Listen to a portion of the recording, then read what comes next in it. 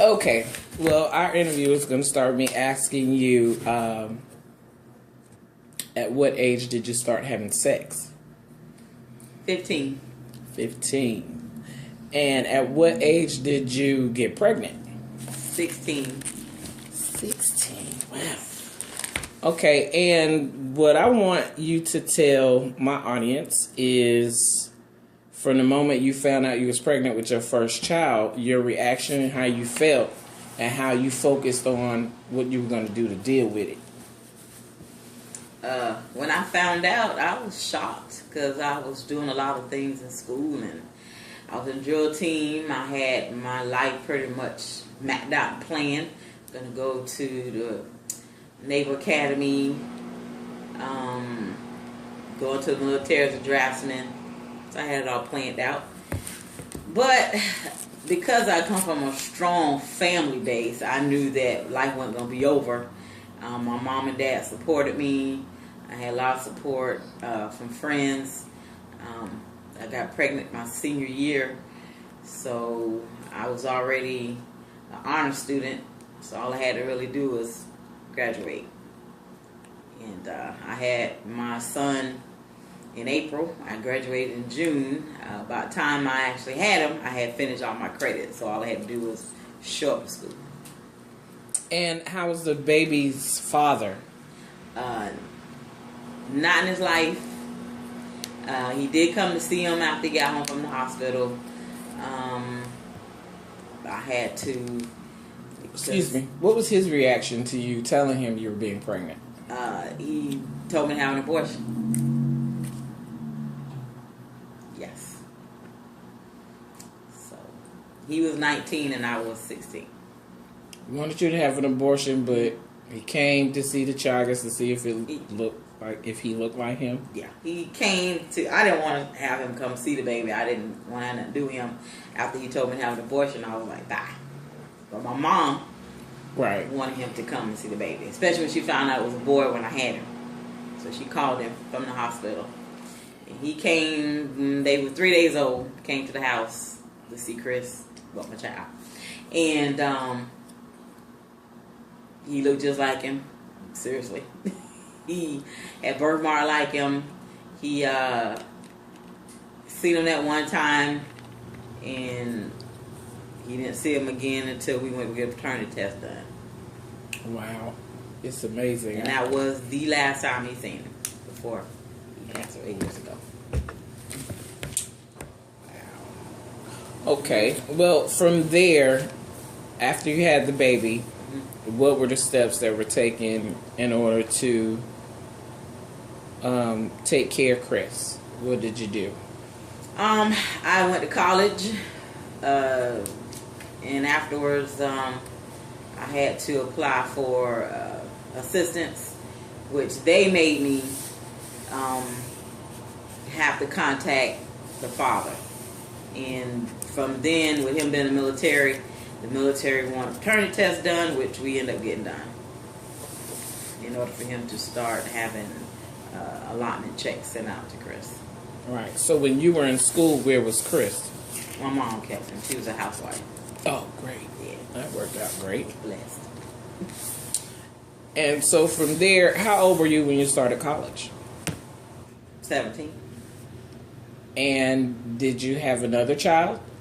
Yes, I did. And what age did you have that child? 19. 19. 18.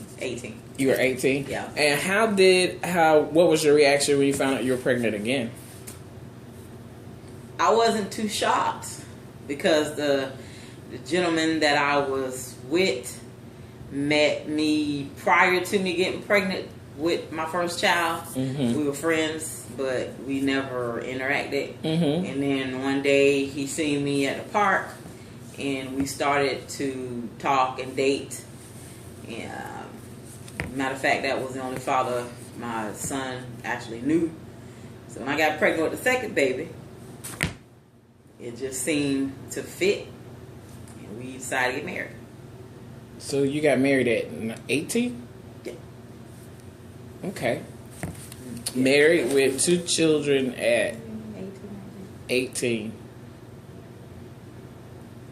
19. 19. Okay. Yes, because I had got pregnant at 18, married him. After you had No, a month before I had Jamal. and Okay. I was 19. Yep. Okay. Wow. So, how was your relationship with the father? Oh, we great.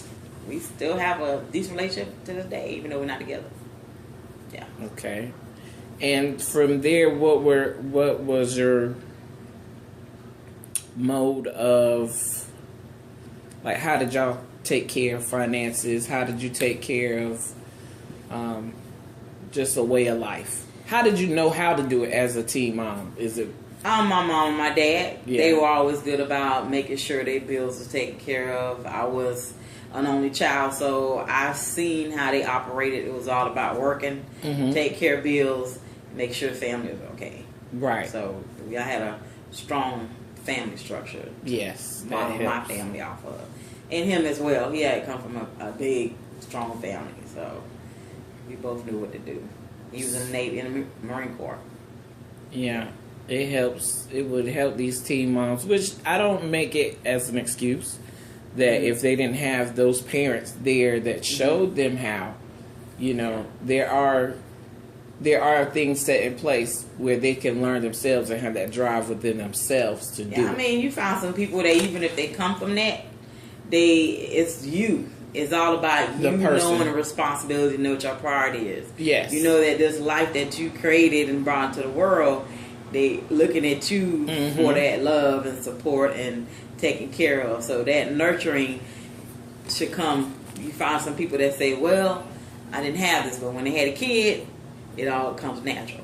So, Right. Yeah. So it's about that person. Not having a family base is great, and having that is great, but it's like there. But if it's in you anyway. Yeah, no matter, you hear about different stories about women that's have 5 kids and they still go to college. Yeah. They still, and the children grow up to be doctors and attorneys and Okay. everything. So you're right, it has to be in you to do it. Yeah. And although that person may get some flack for having multiple babies, they still are a success. They use their situation to be a drive. And a in driving this day and force. age, back then, the outside the family unit there was support. But this day and age, these young ladies have a lot of support, not just from family, but from the community, churches, different charities. They can get more support, and also government assistance, which I'm going to say is not a way to live your life. It's a way to help you when you need it, get off of it. You know what I'm saying? It's Work a stepping toward- stone to success. Yeah, it's a step to Yeah. help. And I always looked at it like this. I'm going to be on it for a period of time for it to help me. I'm going to get off of it so that it can help somebody else. Yeah, So that's that's a how I looked wonderful at way to look I at didn't it. want to get on it, but I said, okay, I need some help. But I'm not going to live on this. Yes. I'm going to work hard to get to the next step so somebody else can reap the benefits of getting that help. Right. So Right. that's how I looked at welfare. I didn't look at it as this has got to be free money. That's awesome. So, did you have another child in your teens, or Yes. were you an adult when you had your next child? I had my next child when I was 20. Okay, that's still young. Yes. So I had all 3 of mine before I was 21. Yes. That's awesome. It's awesome, and they're all great kids, and they're all great kids, and that's how you survive being a teen mom. Yeah. Cut and dry. And It's easy. No, look, it's not easy, but Yeah. you can do it. In the long run, you know that the sacrifices that you make when they're young, when they reach 10, 11, 12, they already know. There's no more raising them.